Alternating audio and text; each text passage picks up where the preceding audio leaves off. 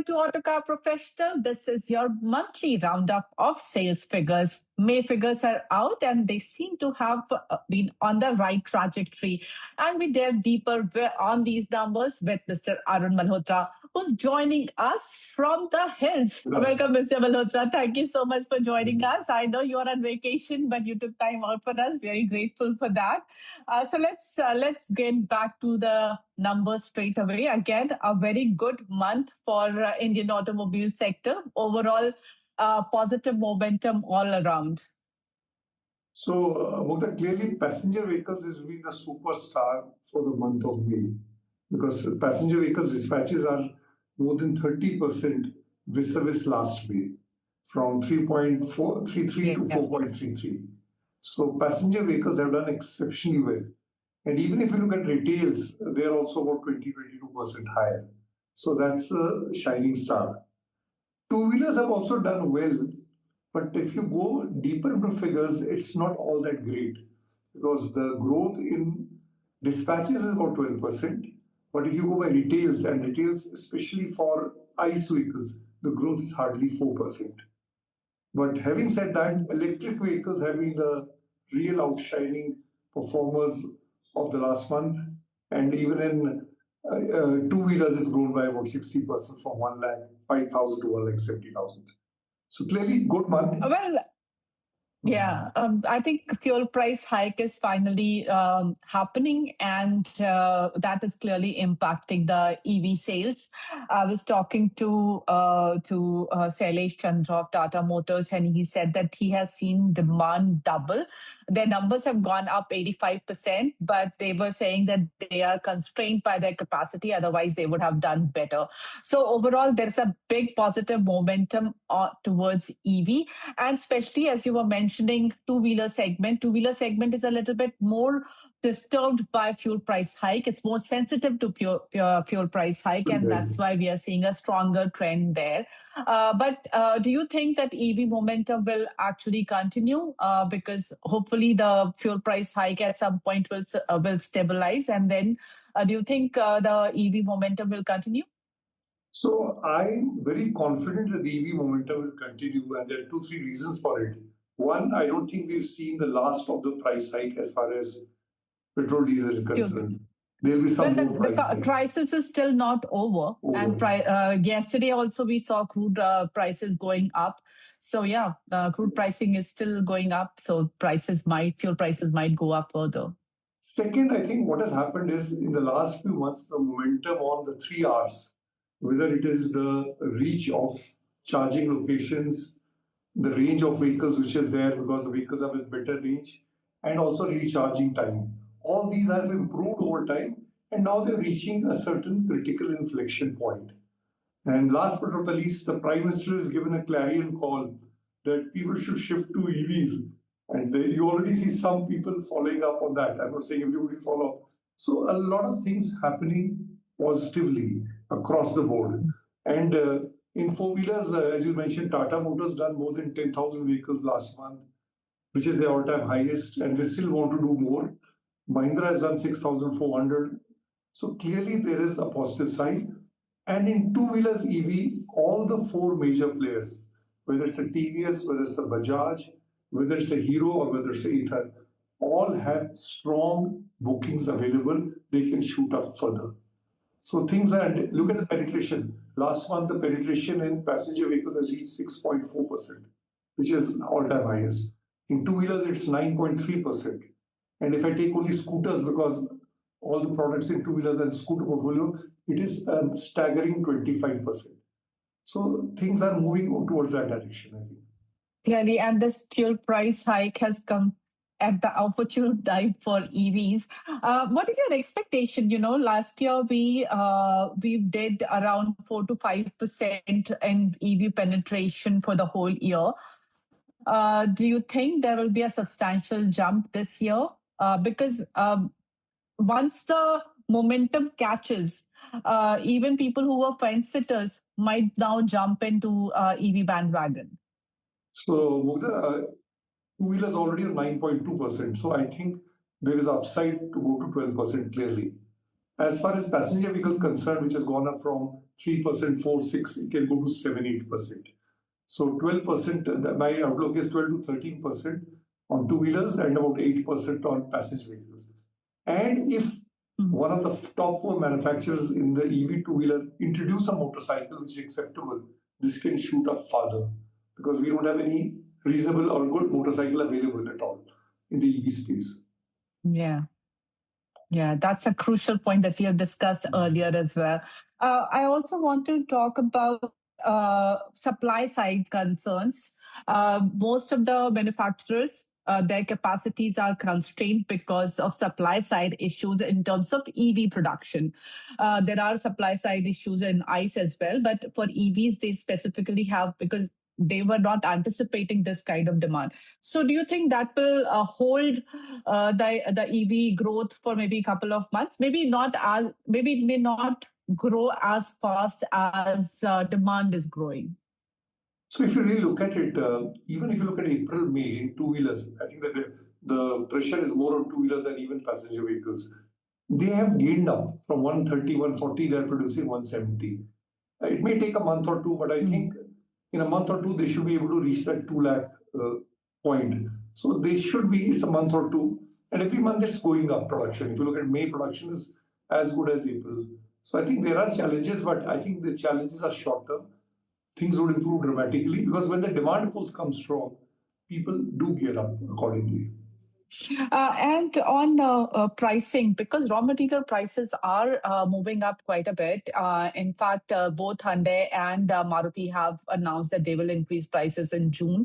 And all the EV prices, EV raw material prices also have an upward trajectory. So, what's your view on that? So, Mukta, you're right. Actually, if you talk to the auto component manufacturers, the top 4, 5, the cost increase has been much more. They've not been able to pass out to the OEMs, and the OEMs are also not passing on to their customers. So I think the increases have been just an average of 2 to 2.5%, whereas minimum, if you look at the cost pressures, that is minimum 5 to 6%. So there will be price increases in June, clearly at what people are saying.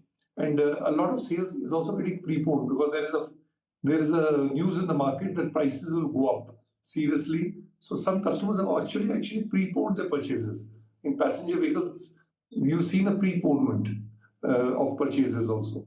So clearly, and unfortunately, I would say that these increases will come by June end when the good season ends and the real monsoon starts. So that will be a pressure point and all the pending bookings and the thing would go up. So I think June still will sail through well. July will become a challenge month. On this number front, I also want to take a little larger view because we had GST come in September, around 22nd September. And after that, we saw the good growth coming in. So this year, when we are comparing year on year, we are comparing to a slightly lower base. So I think, do you think that by September, we are okay in terms of growth figures? We will see decent numbers.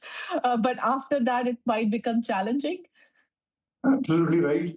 Because last year, if you look at the growth, April to September versus the previous year was virtually 0 to 2%. And October to March was 20%. So the moment September kicks in, October kicks in, you are fighting a very high base and a big mountain to climb. So whatever growths have to come, if you really ask me, has to come in these first 6 months. Next 6 months to grow will be a Herculean task. Yeah, and with price hike, fuel price hike, everything coming in together, it might become a very difficult second half. But I think EVs will still shine. Absolutely, because see, EVs has taken a long time. We are talking EVs for the last 8, 9 years. And now we are reaching some inflection point in terms of product acceptance, quality, legacy players building good quality products, giving a range. So clearly it will rise and there is still a lot of headroom to grow. So that's why it can rise dramatically. That is the reason for it. You also track farm sector and commercial vehicle sectors very keenly.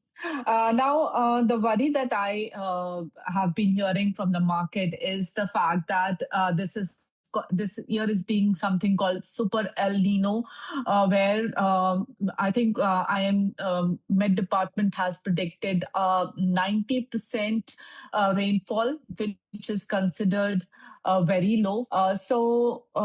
What's your view on farm sector? What is the kind of outlook that you are looking at, and how's the performance been for the last month as well?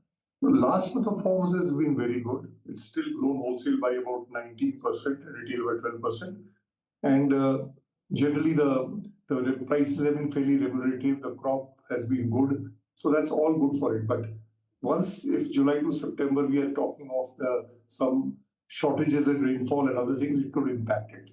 But tractor industry, they are saying that even if it impacts, the growth will still be there. It may not be to the tune what we are seeing today, 18-20% every month we've seen over the last 8 months. But there is a confidence that the growth will continue, although it will go down. But they are expecting clearly that they will grow into 9% still in the year. Sir, I want to understand every figure that we are talking about.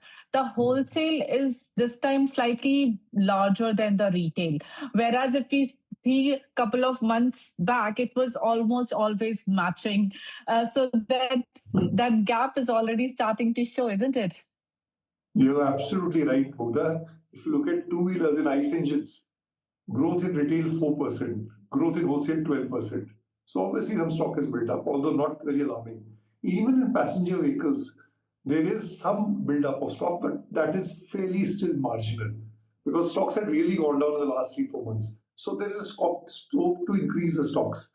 But clearly, the stocks have started rising more in two-wheelers as compared to four-wheelers. And as we go ahead, if companies have their ambitious production plans, we're talking of 4.5 vehicles every month in the passenger vehicle, and we're talking of more than 20 lakhs for two-wheelers, then the pressure point will come. I would say you have tracked Indian auto sector for the longest time. Now, I want to understand something. When this situation that's building up, where the fuel prices are going up, raw material prices are going up, product prices are going up, how do you think market will behave from here on? See, one of the factors in market fuel price hike is one thing, it impacts certain segments differently. Like in passenger vehicles, the impact is not there. People are not talking of the fuel price increase. Two-wheelers, they're talking more. Light commercial vehicles, they're talking more. But I think the bigger impact happens when sentiments go down. Fortunately, our domestic sentiments are still good.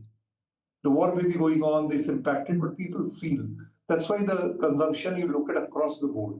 But if you look at month of May, in commercial vehicles especially, and also three-wheelers, the growth is not of the same proportion as was in April. It was about 8 to 9%, used to be 15-17%. So the first impact of these price increases do come more in terms of when we talk of commercial application. So clearly there is a point, but I think sentiments is an important point. If sentiments remain positive, then I think it will move ahead. And if the war ends and there is more peace, then it can improve. Because macroeconomic factors and external factors also we are not. Unfortunately, the factors are negative, but in spite of the negative factors, the auto industry has performed well in the last 2-3 months. That's the way I look at it. Yeah. And if by chance, how significant is monsoon on our auto industry's performance? And considering 90% is, I think it's after many years that I'm hearing 90% as forecasted rainfall, what kind of impact it might have on sales? So, in the last few years, surprisingly, the impact of monsoons has not been very dramatic. It has been. But last few years, monsoon has been good as well. Absolutely. Monsoon has been good as well. But a lot of people, economists, say that the economy's got somewhat insulated from the monsoon. Not to that extent which was 8-10 years back. And tractor industry, the one which is impacted because the farm is the most impacted sector. So if the monsoon is really bad, it might improve further because April, May has been good for monsoon. Then tractor industry can get impacted. But other segments, the impact will be lesser. But if there is position is really bad on monsoon, because we built up, you see, look at the monsoon, the positive part is the water reservoir levels are good because of the monsoon last 2 years. So you are sitting on some reserves, which was not the case previously. So you are sitting with a lot of reserves, which will be good for you in the future. Oh, so that's good that it's not going to be such a huge impact. It might sound like a big number, but we are at a comfortable position. That's good. Let's also talk about some of the developments that have happened, which includes flex fuel, um, higher blending of ethanol. What's happening? What is your view? How do we understand these two developments? So flex fuel is like still a marathon race, and we are in the first lap of the race. I think it's more Yeah. noise at the moment. It's more storm in a teacup. It will take time because you have to build up infrastructures, right from Yeah. the oil state companies to the petrol stations to the fuel to customers to vehicles. It's a long journey. It can't Supply happen chain. overnight. The entire supply chain Absolutely. has to be So managed. it can't happen Yeah. overnight. It's a start. So I don't see any impact of that in a year or two. It'll be more long term if flex fuels are there. And a lot of insight has to be gone into it. So a lot of discussion has to go into. Companies may launch one or two flex fuel vehicles, which is easy to launch. But the idea is to get the entire supply chain, entire, you can say, fuel chain, and the production chain is a challenge in itself. So early days, but a step in the right direction. So let's see what's going to happen on that front moving ahead. One more thing, because we track CAFÉ so closely, do we have any clarity on what's happening on CAFÉ? I also heard that it might get slightly more delayed. Delayed, it is delayed to such an extent that every time it's delayed, it's last 1.5 years. It's like waiting for God. And every month we hear this way it's coming, that way it's coming. But I think they say it's going to the final stage, should come. But I think the CAFÉ norm, the moment they announced it, will give a further boost to electric vehicles because they're giving some benefit to it and also some super points to it. But let's hope it comes out fast. But do you think CAFÉ III will also spell the death of diesel in India? See, diesel's death has been predicted 5 years back, but it's still running at 18%. You don't. CAFÉ is quite first for resilient. passenger vehicle. See, CAFÉ is firstly for passenger vehicles. So passenger vehicles, if you have 17, you can go 12. In tractors, in commercial vehicles, and earth equipment, there is no substitute for diesel available. So it can't dent diesel out. In passenger vehicles, yes, there could be some dip. But if it's running at 16, 17%, you can go to 30. So the world is not going to change. But it will still survive. It will survive and, survive healthily in the last 5 years. All right, Arun sir, thank you so much for taking time out and talking to us. I kept it brief so that you can enjoy your vacation in peace. Thank you so much. Thank you. Thank you so much. Thank you. Thank you.